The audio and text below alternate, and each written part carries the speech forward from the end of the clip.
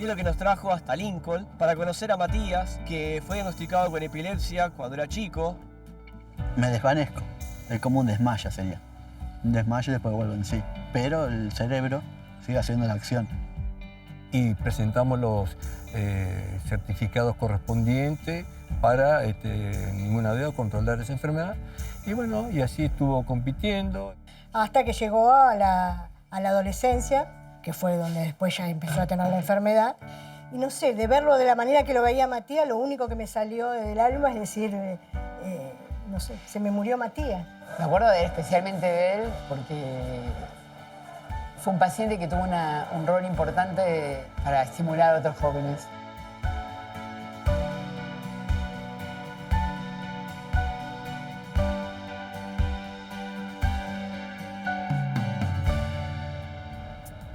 Soy Alejandro Villarreal, soy doctor en biología y me especializo en el área de las neurociencias. Un poco la razón por la cual tomé este camino era porque cuando era chico iba a visitar a mi abuelo, a trabajar en su estudio.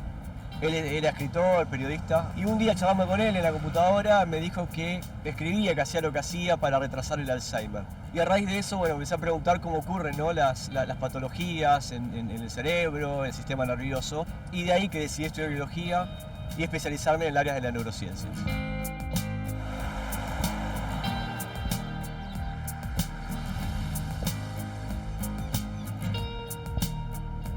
Hola Mati, ¿cómo estás?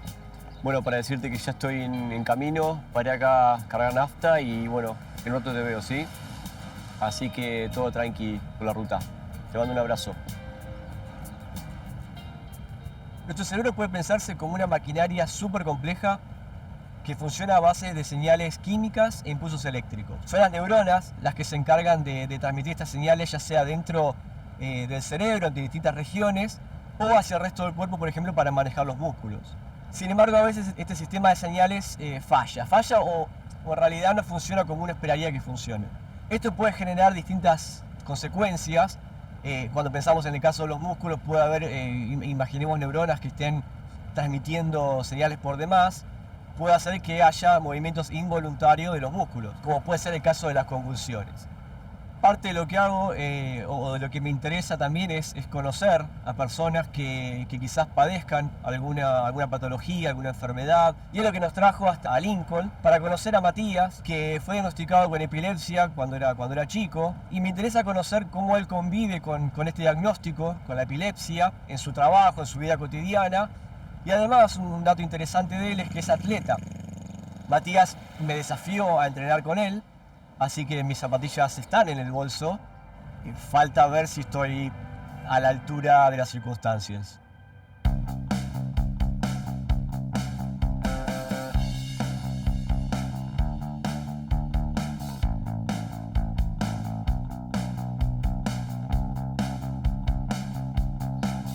Mati.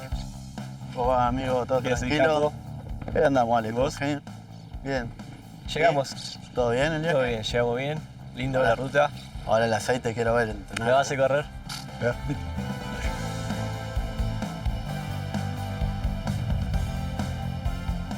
Yo antes de correr jugaba a la pelota. Mucho tiempo jugué al fútbol. Yo era bueno, no te voy a mentir así. Ok, vamos bien. Yo jugaba 2 categorías más arriba. Después, bueno, una más arriba seguro y en la mía era titular indiscutible. Como que me sacaron del club. Al no tener la medicación adecuada, tenían convulsiones y bueno, mis compañeros se asustaban y lo que menos hacían darte una mano. Ya te digo, me miraban con otros ojos, se te reían. ¿Y esto empezó a mejorar con los tratamientos que me decías? Bueno, en este momento lo que me está ayudando mucho es el aceite de cannabis, más otra medicación que tomo, que bueno, justo ahora me está medicando y me está controlando Silvia Coche. ¿Es tu médica? Es mi médica, es mi neuróloga. Sí, ¿y cómo fueron esos encuentros con Silvia al comienzo? Bueno, ¿y cómo mantuvieron el trato? Porque ella no es de acá, de Lincoln, entonces, ¿cómo son los encuentros y demás? No, mira, te soy sincero, Silvia, cuando la primera vez que la vimos, directamente nos cagó a pedo. Así, de entrada te lo digo. Iba yo, ya mayor, y los que hablaban eran mi viejo. Empezaron a hablar ellos y con las 2, 3 palabras que dijeron ellos, musa, cállense, el que tiene que hablar es él.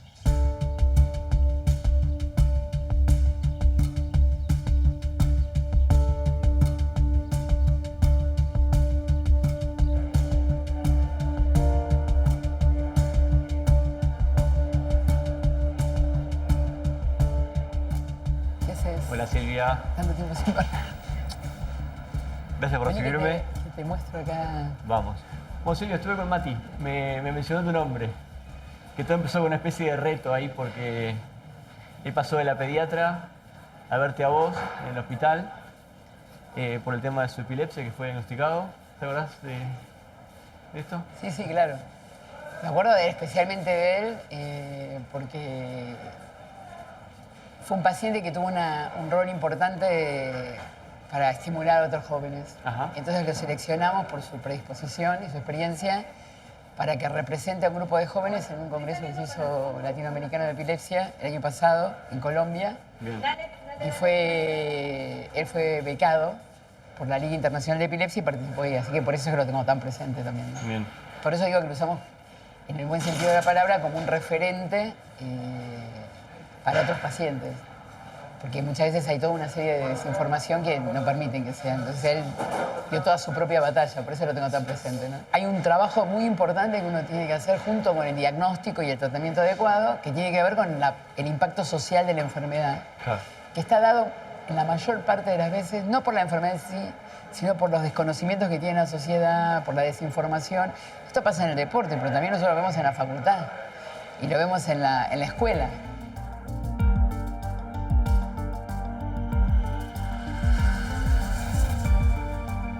La epilepsia se caracteriza por la ocurrencia de convulsiones y estas convulsiones tienen su origen en el cerebro. El cerebro está formado por distintos tipos celulares, como las neuronas, los astrocitos, entre otras. Las neuronas se comunican entre sí a través de señales eléctricas. Estas señales, que pueden llegar a neuronas vecinas o a otras regiones del cerebro, son señales del tipo inhibitorias o excitatorias. Es decir, que el cerebro responde a lo que podría verse como un semáforo, con luces verdes y rojas. A veces puede ocurrir que este balance se rompa.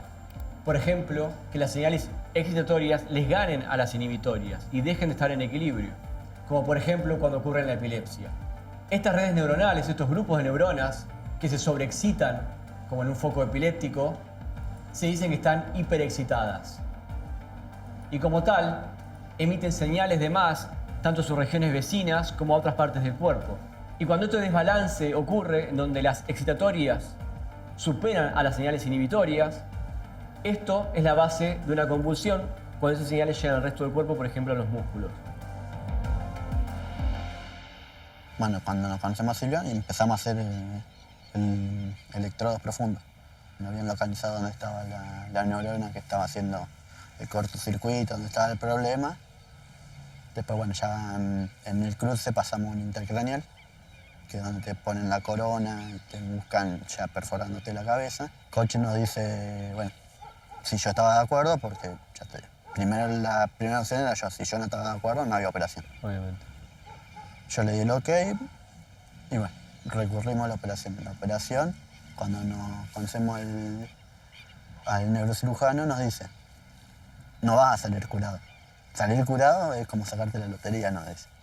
Sacaron 3 centímetros por 3 centímetros de cerebro y no tuvimos éxito. Pero logramos que las crisis de ausencia, que ya son ausencias chiquitas eran, pasaron a ser la mitad, como tú dices, la mitad y la mitad. De duración, decimos, Claro. en cantidad y en duración. Eso mismo. Esta acá es la unidad de BioEG, donde tenemos a los pacientes internados, que le pusimos el nombre de Patrick Joel, que es un epileptólogo francés con el que yo me formé y que aparte es un amigo. Y acá tenemos donde un paciente se interna, se lo filma permanentemente y se lo registra. Está más o menos de 5 días, cuando es registro intracerebral está 10 días, 15 días. Y esta es la estación de monitoreo donde las técnicas y el técnico ven al paciente, como estás viendo, que se ve el registro del electroencefalograma, tanto cuando hacemos estudios de scalp, o sea, con superficie, o intracerebrales. En definitiva, este estudio, que se llama videoelectroencefalografía, sirve para que cuando el paciente tiene una crisis, nosotros la registramos, vemos lo que pasa a nivel del electroencefalograma y lo que pasa a nivel clínico, y entonces eso permite decir, acá está la zona epileptógena, acá empieza la epilepsia. Entonces, en esa situación es que se indica la cirugía.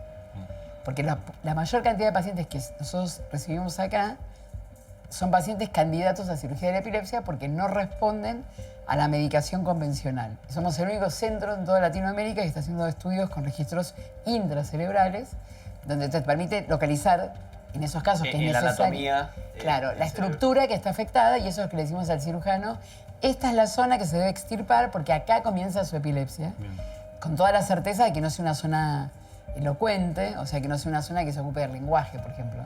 Y ahí entonces es cuando termina el proceso diagnóstico y de tratamiento, y dependiendo la localización de la zona de la epilepsia, en realidad los resultados son en general muy buenos, ¿no? La mayor parte de los pacientes, alrededor del 80%, dejan de tener crisis.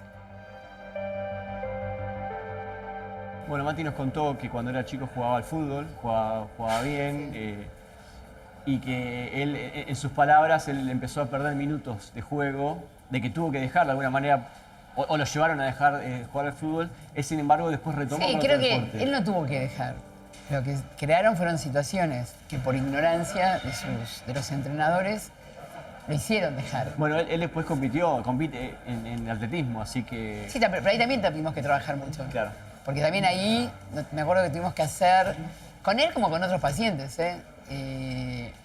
tuvimos que hacer especialmente, hacer como, para que los acepten, teníamos que decir, yo soy responsable, no se va a morir, no se puede morir porque tenga epilepsia, puedo hacer ese apto famoso psicofísico para deportes que te lo piden cuando vas a nadar, bueno, en este caso tuve que hacer yo firmar, o uno de mis compañeras del equipo o compañeros, para decir, él puede hacer esa actividad.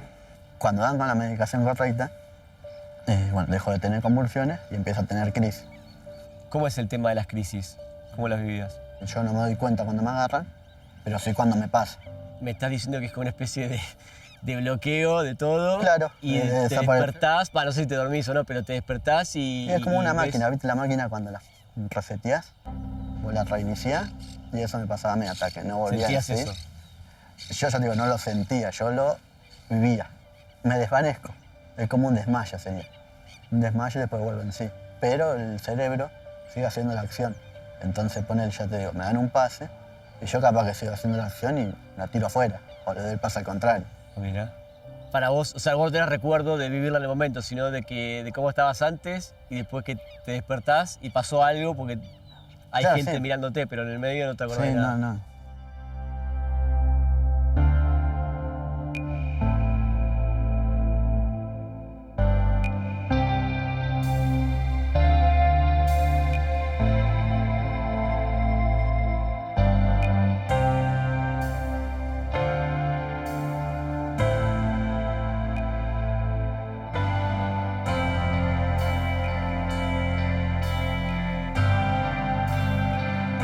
¿Listos?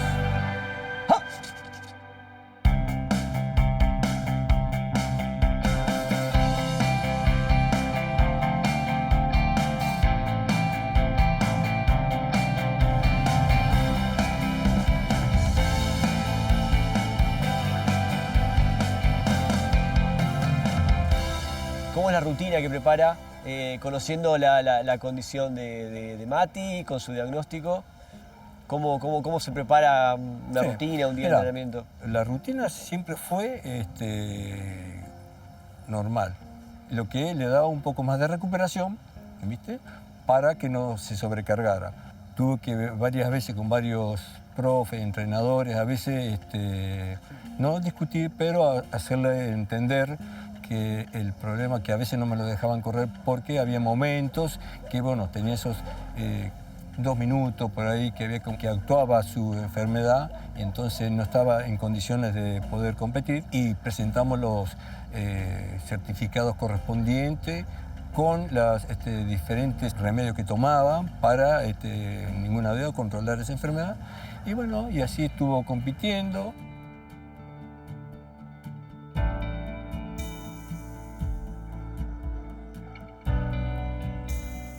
Así que esto que estás viendo vos son todas fotos de las distintas competencias que él tuvo en los distintos lugares. Estas son todas largadas, todas distintas tomas que hacen fotógrafos cuando van a las pistas, cuando se hacen las competencias, y después se las se las regalan o se las venden para que tengan de recuerdo. Pero son Está buena ahí, la está salida. con la salida, cuando están con el taco. Sí, hoy intentamos hacer eso. Bueno, yo lo intenté, él, obviamente. ¿Vos intentaste? ¿Pudiste? Ahí está la llegada. Sí, estas son las llegadas. Acá, esta me parece que era cuando ganó Evita. Torneo Semana del Mar. Ah, no, Mar este es del Semana Plata. del Mar. Este es Evita, que es el mayor, ¿no? Porque este es a nivel país, es nacional, Con el profe. con el profe. Mati fue el único campeón nacional de Evita que tuve de varones en los torneos ganador de los bonaerenses y después torneos nacionales de Evita en el 2009. Y bueno, y aquí estamos, inclusive hasta el año pasado. El año pasado participó del Provincial de Mayores en Mar del Plata y compitió también en la posta de 4%. Hace su entrada en calor como corresponde, comparte la rutina con el resto de los compañeros. Hoy Matías me contaba algo interesante que usted, tanto como su papá, tenía la capacidad de darse cuenta cuando estaba quizás teniendo alguna crisis o algo y llamar por ahí al parate por ese ratito para después seguir. Así que por ahí con ese detalle, después la rutina es normal, digamos. No sé si fue el año pasado o el anteaño pasado, en un momento que estaba para alargar, bueno, justo le tomó la crisis, pero bueno, ¿cómo es? La alargadora dice, no te das drama, esperamos un poquito. ¿Ves, Ale? Esto es cuando él empezó a jugar fútbol. Estaba en las escuelitas. Mati. Claro, ese es Mati. Hasta que llegó a la adolescencia, que fue donde después ya empezó a tener la enfermedad. ¿Y cómo fue eso, la primera Y convulsión? mira, fue raro, porque él, imagínate que tenía 12 años y hasta los 12 años nunca había tenido nada, más que las enfermedades comunes de cualquier criatura. Y fue esa mañana, no sé, él dijo que se había... Bueno, casi no te acordás de nada, ¿no? Pero bueno, 12 años, él dijo que se sentía medio como que no podía respirar, lo llevé a la cama y le digo, bueno, a la escuela no vas a ir, y ahí fue cuando empezó con todo un movimiento eléctrico del cuerpo, los ojos que se le iban para atrás y bueno, un susto porque yo no sé, el mundo se me venía abajo porque nunca me había pasado nada así. ¿Vos estabas con quién acá en la casa? Yo estaba con, bueno, él, mi hijo más chiquito, que se llevan 2 años de diferencia, mi mamá, pero era una persona grande, y yo, nada más. Mi marido recién se había ido a trabajar. Estaba trabajando. Se había ido, sí, porque era la mañana temprano, eran las 7 de la mañana, se había ido a trabajar. Y bueno, y ahí me agarró la desesperación y no sabía qué hacer, y bueno, entre llamar a la ambulancia, porque no sabía lo que le pasaba, y bueno, lo mandé, pobrecito, el chiquito, enfrente a la vecina, que nos conocíamos, para ver si ella me podía llevar al hospital o algo, y bueno, vino, y ahí lo cargamos, y bueno, ya ahí era como que estaba relajado, pero para mí parecía... Ya había pasado un Claro, poquito. yo lo llamé a mi marido para avisarle lo que había pasado, no me salían las palabras, y no sé, de verlo de la manera que lo veía Matías, lo único que me salió del alma es decir, no sé, se me murió Matías. Quiero preguntarle la reacción De a Pablo, porque recibir esa llamada debe ser... Y sí, la verdad que no ¿No? debe ser nada. Pablo, te molesto que acá salió tu nombre en esta historia. Le estaba preguntando a Lilian de la primera convulsión que tuvo Mati cuando estaba, bueno, en aquella época, y llegamos al momento donde vos recibiste una llamada que vos no estabas acá, estabas laburando. ¿Cómo fue eso? No me voy a olvidar nunca más, jamás. Yo me vi esa mañana, como todos los días, laburar. Cuando me levanto, Matías estaba descompuesto en la cama. Como era él, como él vivía con troncos espasmos, esa cosa de chico. Lo reté, eso le digo, vos te sacás la camiseta ahí en el fútbol cuando vas, te transpirás y andás, y te agarran estas cosas, le digo, andá a la habitación con tu madre. Y él agarró y se pasó que yo me fui a trabajar. Y habría estado 5 minutos en el trabajo, no sé, y me suena el teléfono y me llama, era mi señor, diciéndome pero lloraba, fue una voz quebrada, llorando, desesperada, contándome que Matías fue un puesto y me decía, Matías se me muere. ¿Pero qué me decís, Pablo? Matías se me muere, ¿qué es lo que hago? Matías se está muriendo. Decía, pero Se estaba bien cuando yo me vine. ¿Qué me decís? No, dice, Matías se muere, dice, no sé qué hacer. Dice, llamo al hospital, sí, llamar a la ambulancia. Le digo, llamar y calmate. Le digo, no. Yo pensando que exageraban, no calmarse, llamar a la ambulancia. Ahora han pasado 5 minutos, recién me volvió a llamar. Pero ahí agarraba, lloraba, gritaba. Te escuchaban los gritos. Pero decía, Matías se había muerto. Eso, Matías se murió. Matías se murió. Digo, si no, Matías está muerto, por lo que hago, Matías se me murió Matías. Dice, acá hay una vecina que me dice si lo podemos llevar en el auto. Dice, no. Yo sí, le digo, ni dudé, le digo, llevarlo con la vecina, le digo, esperé en la ambulancia, todo. Ahí agarré un compañero de trabajo que me vio y vio la situación y me dijo, vamos, dice, yo no sé cómo estaba.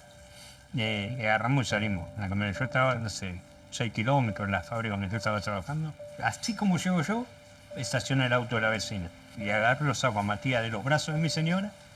Y sí, yo le saco a Matías, estaba completamente levantado, estaba muerto. Los labios morados, sin pulso, frío, blanco. Bueno, lo cargué, como agarras un chico así, pero claro, 12 años, un chico grande, me era incómodo, entonces me lo tiré como una bolsa de papa al hombro y entré. Pero cuando me lo tiró al hombro y se ve que lo golpeé, hizo como que me largó, y no sé si no me vomitó o ni movimiento, pero lo más agradable que pude haber sentido de tía, porque me di cuenta que estaba vivo.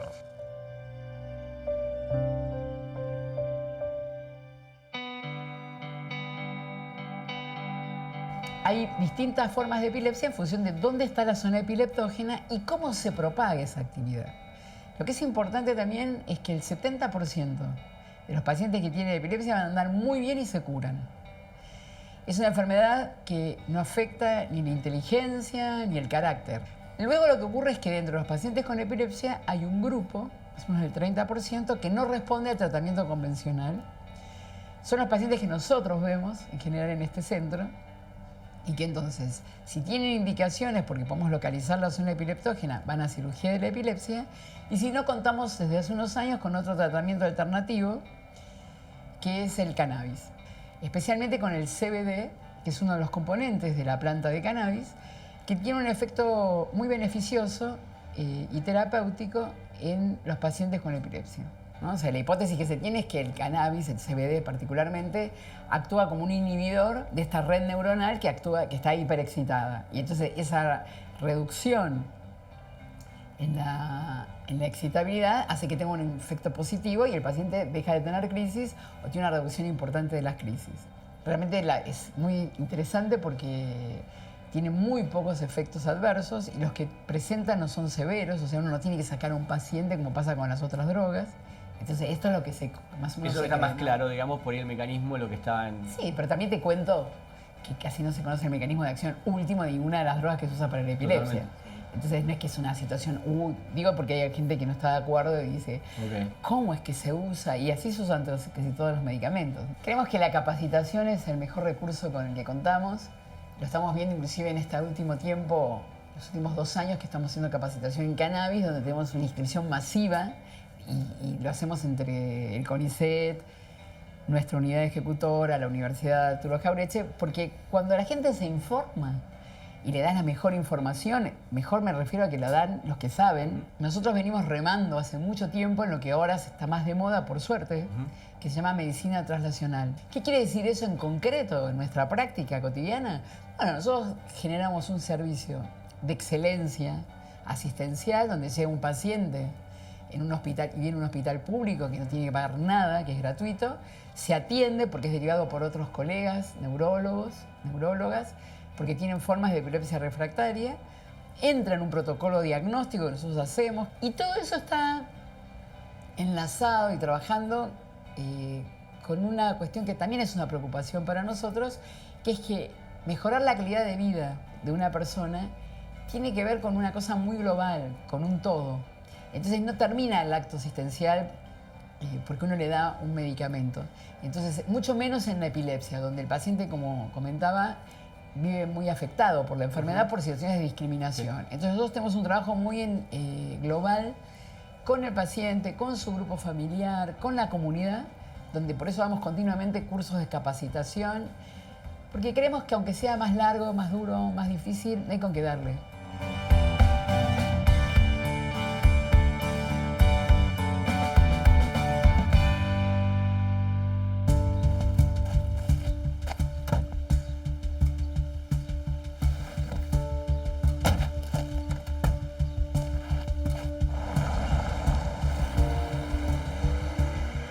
Bueno, vine a buscar una historia, conocer una historia, la de Mati, y al final me vuelvo con 3 o 4 historias, o mejor dicho, distintos puntos de vista de la misma historia. Es curioso ver cómo los proyectos de una persona, sus expectativas, sus planes, pueden cambiar de la noche a la mañana ante un evento puntual y cómo el entorno de esta persona intenta acomodarse en función de estos cambios. Muchas veces existen reacciones negativas, en general basadas en desconocimiento, lo que genera rechazo, prejuicios, miedo a no saber qué hacer o cómo enfrentar la situación. Justamente la ciencia avanza en sentido contrario, intenta ir hacia lo desconocido, generar nuevas y mejores preguntas. En una sociedad diversa como la que vivimos nosotros, la ciencia busca entender las diferencias y poder explicarlas. En ese camino estamos.